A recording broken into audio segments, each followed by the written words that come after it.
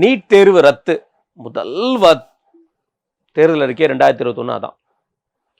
அதற்கு முன்னாடி கச்சத்தீவு மீட்பு தேர்தல் அறிக்கையில், காவேரி மேலாண்மை ஆணையம், எவ்வளவோ சொல்லப்போனா 91 காலகட்டங்கள்லேருந்து பார்த்து போன விஷயங்கள் எவ்வளோ சொல்லப்போனால் 96க்கு அப்புறம் தேர்தல் அறிக்கை நிறைய வந்தது, பிரபலமானது. ஆனால் 91லேயே சில விஷயங்கள் அவங்க சொல்லுவாங்க பிரச்சாரங்களில், அது தேர்தல் அறிக்கையாக எடுக்கப்படாது. அதில் இதெல்லாம் அடங்கும். நீட் தேர்வு ரத்து 2021 என்னாச்சு?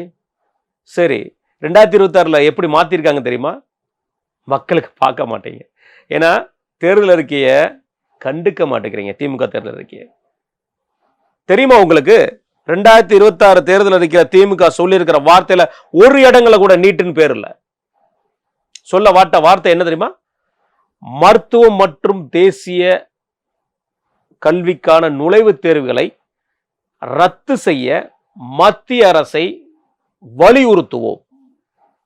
எப்படி மாறிட்டாங்க? நீட் தேர்வு ரத்துக்கு ரகசியம் இருக்குன்னு சொன்னாரு துணை முதல்வர் உதயநிதி அவர்கள். ரகசியம் இல்லப்பா, அப்படி கிருஷ்ணகிரியில போயிட்டு நாங்க சொல்லிட்டோம் ஆனா பண்ண முடியலன்னு சொல்லிட்டு முதல்வர் அவர்கள் போனாரு.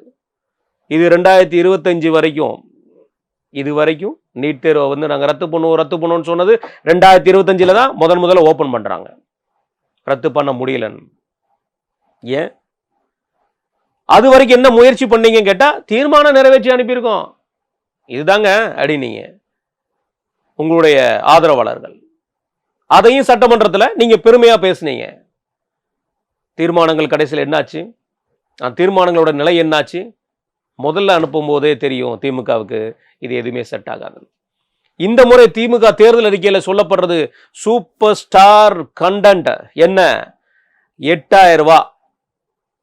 ஆட்சிக்கு வந்தவொடனே 8000 ரூபாய் கூப்பனுங்க. ரைட், கூப்பன் கொடுக்குறீங்க, வாங்கிட்டாங்க மக்கள். எந்த கடைக்கு போகணும்? எந்த கடையில் எந்த கூப்பன் சொல்லும்? இதுக்கு என்ன லிமிடேஷனு? வருமான வரி செலுத்தாத அனைத்து மகளிருக்கும், வருமான வரி செலுத்தாத அனைத்து மகளிரை எந்த லிஸ்ட்ல எடுத்திருக்கீங்க? ஏ கிளாஸ் கிரேட்ல இருக்கிற கார்டு இருக்கக்கூடிய லெவல்ல, அதாவது அரிசி பருப்பு கூட வாங்காத ரேஷன் கார்டு வைத்திருக்கக்கூடிய நபர்கள் வீட்டில் கூட மகளிர் பலருமே வருமான வரி செலுத்த மாட்டாங்க. அவங்களுக்கு இது உண்டா? சரி, இந்த 8000 கூப்பனை வச்சு எந்த பொருட்கள் வாங்குறதுக்கு எந்த லிமிடேஷன் இருக்கு? எந்தெந்த கடைகள் இருக்கு? அவங்க போய் எப்படி ரெடீம் பண்ணுவாங்க? எதையுமே சொல்ல மாட்டேங்கிறீங்க. ஏங்க? தேர்தல் அறிக்கை படிக்கிறது மட்டுமே எங்க வேலையா? செய்யவே மாட்டீங்க. நீங்க சொல்றதையாவது தெளிவா சொல்லுங்க.